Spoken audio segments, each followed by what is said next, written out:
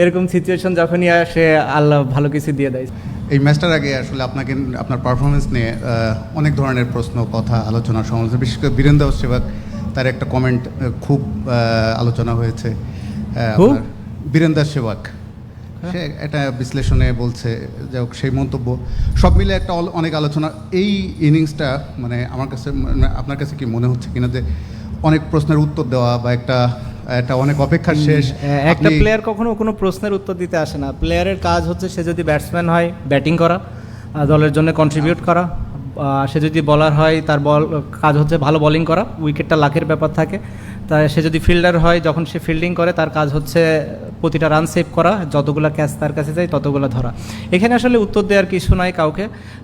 আমি মনে করি যে ইম্পর্ট্যান্ট একটা প্লেয়ারের, কারেন্ট প্লেয়ারের স্পেশালি, যে তার দলের হয়ে সে কতটা কৃতিত্ব রাখতে পারে। সেটা যখন রাখতে পারে না স্বাভাবিকভাবেই কথা হবে, এবং আমি মনে করি যে সেটা খুব বেশি একটা খারাপ কিছু না। আরেকটা জিনিস বলছিলাম যে আপনার অনেকগুলো অপেক্ষার শেষ হলো, যেমন 50-র দিকে যদি বলি, পরিসংখ্যানের দিকে তাকিয়ে আপনি 8 বছর পরে আপনার T20 ওয়ার্ল্ড কাপে আপনি 50 পেলেন, 2021 সালের T20 ওয়ার্ল্ড কাপের পরে man of the match award পেলেন। মানে নিজেকে এই বিশ্বকাপের T20 ওয়ার্ল্ড কাপের মতো মঞ্চে এই ফিরে পাওয়াটা এটা কতটা আনন্দ বা আত্মবিশ্বাস? দলের জন্য কন্ট্রিবিউট করতে পারলে তো সবসময় ভালো লাগে।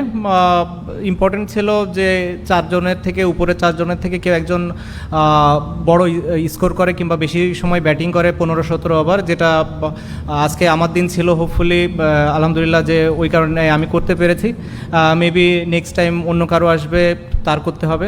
এবং এভাবে আসলে T20 ম্যাচ যায়। আসলে T20 ম্যাচ ওরকম খুব বেশি একটা কেউ পারফরমেন্স ওরিয়েন্টেড চিন্তা করে বলে আমার কাছে মনে হয় না। কন্ট্রিবিউট কে কতটা করতে পারলো এটা আসলে ইম্পর্টেন্ট। সাকিব ভাই, আমি ইশতিয়াক পারভেজ, দৈনিক মানবজমিন।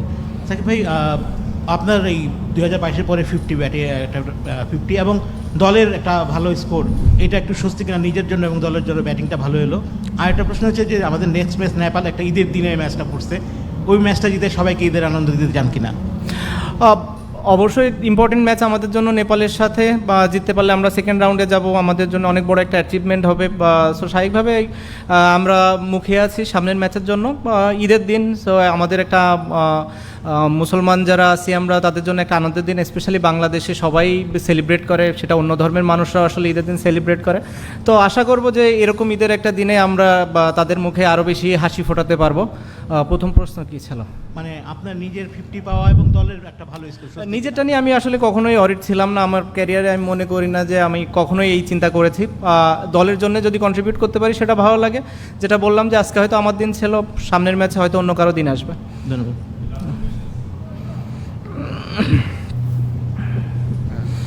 সাকিব ভাই, বোলিংয়ের সময় দেখছিলাম যে আপনি একটু ইন্টেন্সিটি নিয়ে বোলিং করছিলেন 6 খাওয়া। কি নিয়ে? বোলিংয়ের সময়, আপনার বোলিংয়ের সময় আপনি বেশ ভালো একটা অ্যাগ্রেশন দেখাচ্ছিলেন আর কি 6 খাওয়ার পরে। সো ব্যাটিং 159 স্কোর, এটা কি আপনার কাছে মনে হচ্ছিল যে রানটা একটু কম হয়ে গিয়েছে এই উইকেটে? না, চ্যালেঞ্জিং টোটাল ছিল। যে ধরনের পিচ ছিল আমার কাছে মনে হয়েছে যে এটা চ্যালেঞ্জিং একটা টোটাল। সো আমাদের খুব ভালো বোলিং করতে হতো, যেটা আমাদের বোলিং ইউনিটটা করেছে। অ্যাট ওয়ান স্টেজ আমি বললাম যেটা, যে 12 ওভার পর্যন্ত আসলে খেলাটা একদমই 50-50 ছিল, খেলাটা যে কোনো দিকে যেতে পারতো। ক্রেডিট দিতে হয় বা মুস্তাফিজ, রিশাদকে, যেভাবে ওরা ওই সময় 4টা ওভার বল করেছে আসলে, বা অসম্ভব ভালো বল করেছে, যেটা আসলে আমাদেরকে ম্যাচে অনেক ভালোভাবে ফিরিয়ে এনেছে। তারপরে আমরা শেষটাও ভালো করেছি। আমাদের বোলিং ইউনিট বেশ অনেক দিন ধরেই কনসিস্টেন্টলি ভালো বল করছে, স্পেশালি পেস বলাররা, সেই কনফিডেন্সটাও ওদের ভেতরে দেখা যায়। আর রিশাদের এডিশনটাও আমাদের জন্য অনেক ভালো একটা এডিশন বলে আমি মনে করি। সাকিব, এই ভেন্যুতে 2009 সালে অধিনায়ক হিসেবে আপনার যাত্রা শুরু হয়েছিল মাশরাফির অনুপস্থিতিতে। তারপর তো আমরা ক্যাপ্টেন সাকিবকে পেলাম, অনেক সাফল্য আপনি এনে দিলেন। তারপর আবার আজকের এই ম্যাচটাতে বলা যায় যে একটা আপনি অনেকদিন পর ম্যান অফ দ্য ম্যাচ হলেন, 50ও পেলেন। তো এই ভেন্যুর প্রতি কি আলাদা কোনো সফট কর্নার তৈরি হলো কিনা? ওরকম না, ওভারঅল ওয়েস্ট ইন্ডিজই আমার জন্য সবসময় ভালো কিছু নিয়ে এসেছে। ওভারঅল আমি যদি আমার ক্যারিয়ার জুড়ে দেখি, ওয়েস্ট ইন্ডিজে আমার অনেক ভালো ভালো স্মৃতি আছে। সো স্বাভাবিকভাবে ওই একটা কনফিডেন্স আমার ভেতরে কাজ করছিল যে এই একটা জায়গা যেখানে আমার ভালো করার সম্ভাবনা অনেক বেশি। সাকিব, আমি জানি না কোশ্চেনটা হয়েছে কিনা, যে আপনি এই ম্যাচের আগে আপনাকে নিয়ে যে ধরনের আলোচনা ছিল, এবং আমি একটু যোগ করতে চাই, এই কারণে এর আগেও এত বছরের ক্যারিয়ার আপস অ্যান্ড ডাউনস হয়। তো আপনার বয়স, অন্যদিকে ব্যস্ততা, নানা কিছু মিলিয়ে সাকিব শেষ, এরকম একটা রব উঠে গেছিলো। তো আপনাকে যতটুকু চিনি আমি, ওইটা একটা এক্সট্রা মোটিভেশনের কাজ করার কথা। এটা কি আসলেই করেছে নাকি প্রথম 2 ম্যাচের পারফরমেন্স? না, আলহামদুলিল্লাহ আল্লাহ আমার প্রতি সবসময় অনেক কাইন্ড। এরকম সিচুয়েশন যখনই আসে আল্লাহ ভালো কিছু দিয়ে দেয়। সো আলহামদুলিল্লাহ যে ভালো কিছু করতে পেরেছি। ইম্পর্টেন্ট ছিল আমাদের 2টা পয়েন্ট পাওয়া, যেটা আমরা পেয়েছি।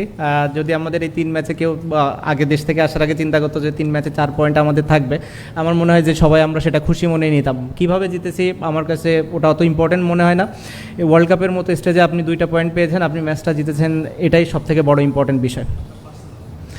পার্সোনাল আমি আমার লাইফে কখনোই আমার কাছে মনে হয় না যে আমি পার্সোনাল গোলের জন্য চিন্তা করেছি। কখনোই সবসময় চিন্তা ছিল যে টিমের জন্য কিভাবে কন্ট্রিবিউট করতে পারি। পার্সোনাল অ্যাচিভমেন্টের জন্য যদি খেলতাম হয়তো অন্যভাবে ব্যাটিং করতাম। দলের প্রয়োজনে যেভাবে ব্যাটিং করা দরকার ছিল আমার মনে হয় সেটা আমি করতে পেরেছি এবং এটাই স্যাটিসফাইং আমার জন্য। রিশাদ হোসেনের যে ইম্প্যাক্টটা আমাদের দলে, আসলে বাংলাদেশ তো বেশ অনেক দিন ধরেই একটা লেগ স্পিনার খুঁজছিল।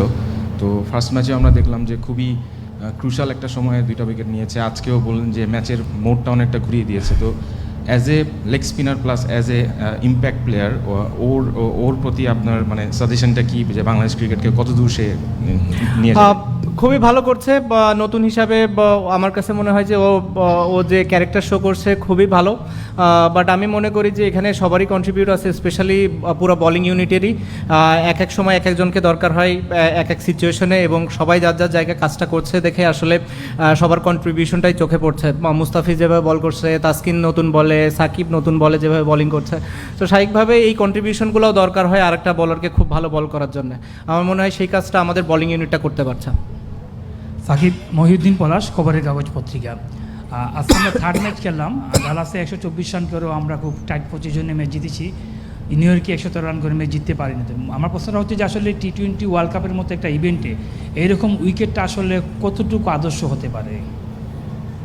এটা তো আইসিসিকে প্রশ্ন করবেন আপনি।